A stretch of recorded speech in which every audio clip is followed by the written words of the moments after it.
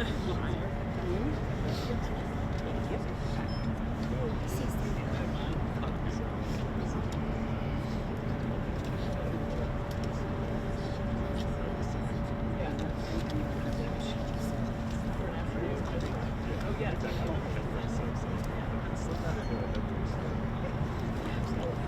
you for reading to the bottom. There's a tree. Karoline, may you give an update on the war in Ukraine? Garrett. Is the White House supportive of the... I'll answer that in a question, but go ahead. Supportive of the Pentagon's investigation into Mark Kelly, and what do you make of his response that it's just intimidation?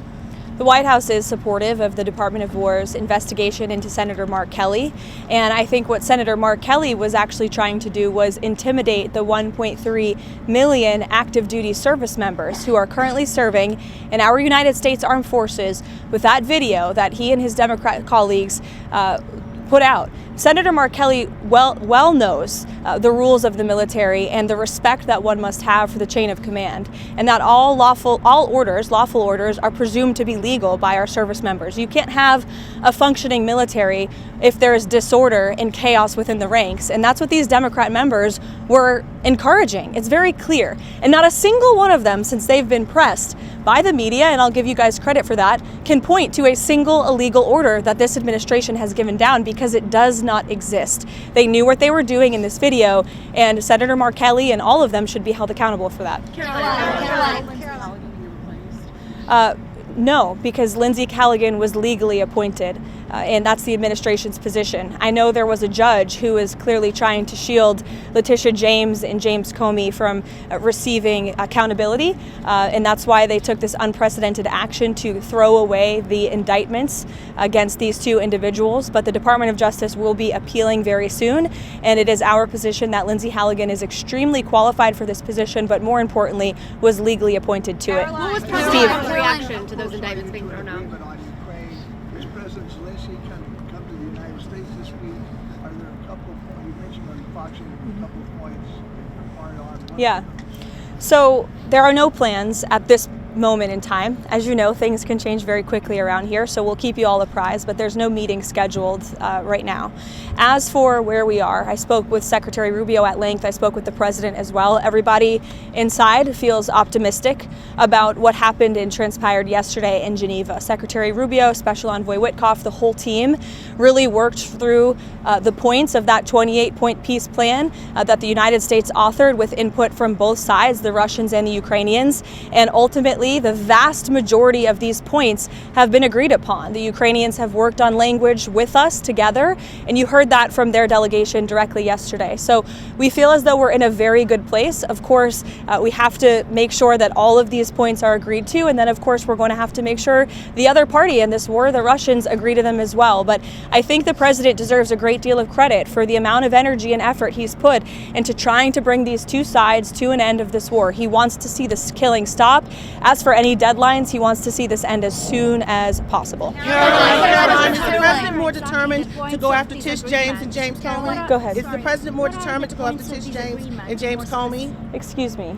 I'm answering a You question from turned you. and looked at me. I'm sorry. I turned and looked at you because you're yelling. I will That's take a right. question That's what from we your do as colleague, reporters. and then I'll take your question Thank too. you. Okay? Go ahead. What are exactly the points of disagreement that they are still working on? I don't want to detail sort of the technical talks that are happening right now, but there are just a couple, and we're confident that we'll be able to work through Will those. the president put pressure on Putin or Zelensky if this doesn't work? The president's been putting a lot of pressure on both leaders for this entire time. We've been talking with both sides. He's been talking to both leaders directly for 10 months now. So yes, you can expect that pressure to continue. The president wants this war to end. So Karoline, is the president more determined now, since the judge's ruling today, to go after James Comey and Tish James, and if so, why?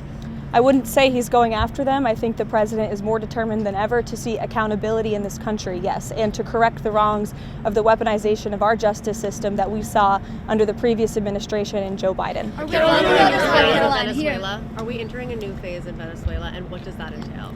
Well, as the president is so good at, I'll try to be just as good. I'm not going to broadcast any actions that may or may not be happening with respect to Venezuela. I know I've been very clear about the administration's position, as has the president and his national security team. We view the Maduro regime as being illegitimate, and the president has been very satisfied with the successful strikes against narco-terrorists and foreign terrorists that are illegally trafficking drugs towards the United States of America. He's not going to tolerate that, and you can expect to see those strikes continue. What was President Trump's reaction to those indictments against Comey and James being thrown out? His reaction was, we've seen this before. We've seen partisan judges take unprecedented steps to try to intervene in accountability before, but we're not going to give up. And I know that the Department of Justice intends to appeal these rulings very soon, if they haven't already. I may have missed it. Well, Karoline, one question on Venezuela. Is there any planned meeting for this week on Venezuela? And another one, a clarification on this weekend, because the president was asked about the former Brazilian president being arrested, and he mentioned that he spoke with this gentleman. Did he speak with Bolsonaro the day before he was arrested? Not to my knowledge. I don't know if that call took place or not. It may have. I can get you a firm answer on that, Raquel. I know it's of great importance to you for your reporting. As for meetings on Venezuela, there's meetings on a range of topics inside this building all of the time. And the president is constantly apprised of what's going on in the world, what's going on in the news, and he's very well written into all of the things that his team are working on. Karoline, please. You would not go into the sticking points of the disagreement between the two parties in the Ukraine peace process, but how flexible is the president in coming to a deal, and will the Europeans be part of a final negotiation with Zelensky? I think he's been quite flexible already. We've been watching this war go on for 10 months. He's talked to both leaders countless times. Our team has engaged with both the Russians and the Ukrainians extensively. As I said, there is a sense of urgency. The president wants to see this deal come together, and he wants to see this war end. Karoline, I wanted to ask you, is it MAGA to support American workers being replaced with H-1B visa holders? Are Americans not capable of filling most of these positions? Who supports getting American workers getting replaced? I know the president mentioned that he wanted to bring in some workers that he could eventually send back in regards to... The president does not support American workers being replaced. You are mischaracterizing what the president said. The president wants to see our American manufacturing industry be revitalized better than ever before. That's part of what he's doing with his effective use of tariffs and cutting good trade deals around the world. That's why he's recruited trillions and trillions of dollars in investments into our country. Those are creating good paying American jobs right here at home. As for the H-1B visa issue, the president has a very nuanced and common sense opinion on this issue. He wants to see if foreign companies are investing trillions of dollars in the United States of America and they're bringing foreign workers with them to create very niche things like batteries. He wants to see that at the beginning to get those manufacturing facilities and those factories up and running, but ultimately the president always wants to see American workers in those jobs, and he's told these foreign companies that are investing here, you better be hiring my people if you're going to be doing business in the United States. So there's been a lot of misunderstanding of the president's position. Michael. Karoline, is President Trump asking for Xi Jinping's help in putting pressure on Putin to help end the war in Ukraine? I won't get into the details of the conversation this morning other than what the president put out on Truth Social. He put out his own readout of that, and I will leave it to that. But I did speak with him about the call. It lasted about an hour, and it was a very positive call. The focus of the call was really Russia-Ukraine did come up, but the focus was mainly on the trade deal that we are working on with China and those relations and how they are moving in a positive direction. The president also addressed our farmers, and we are pleased with what we've seen from the Chinese, and they feel the same way. And the president and President Xi discussed continuing to stay in correspondence following their very productive meeting in South Korea. Caroline, questions on Ukraine. Does the progress that you just laid out change the Thanksgiving Day deadline for Ukraine to come to an agreement, or does the president still want something more definitive by Thursday? And then on the Comey and James case, does the president still have confidence in this outcome? Absolutely, he does, to your second question. As for your first question with respect to the deadline, the president wants to see this deal come together as quickly as possible, and he trusts that his team is doing everything they can to get it over the finish line. Caroline, does the president support Israel's elimination of Hezbollah chief of staff Ali Tabtai yesterday, and is he in favor of Israel blocking Hezbollah from growing again? I haven't spoken to the president about that strike specifically, but of course the president supports Israel's right to defend itself and to take out any terrorist threats in the region.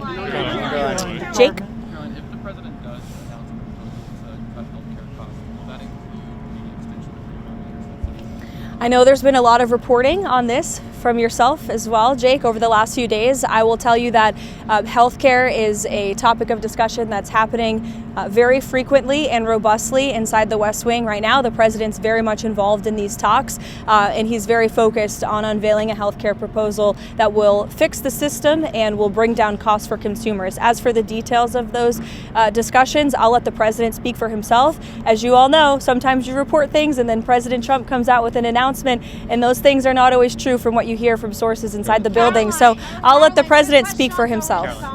Sure, go ahead, Kara. President Trump said he still believes he's a fascist and a despot after they had such a great meeting. Any comment from the White House on that? I think talk is cheap, and I think that the president is going to judge Mamdani by his actions that he takes in New York. The meeting was positive, as you heard from the president last week, and I think the fact that the president is willing to meet with somebody who said those types of things about him shows that he really is interested in being a president for all Americans, regardless of where they live or who their leader is. He wants what's best for New York. He loves New York City. He helped build the skyline. He spent his whole life there. And so he really wants to see New York do well. And so that's how that meeting played last week. Caroline. John. Thanks a lot, Caroline. There are a few Republican senators who are critical of the 28-point police plan, including Senator Rounds, Senator Graham, Senator McConnell. What do you say to those senators who say that this is giving too much away to Russia?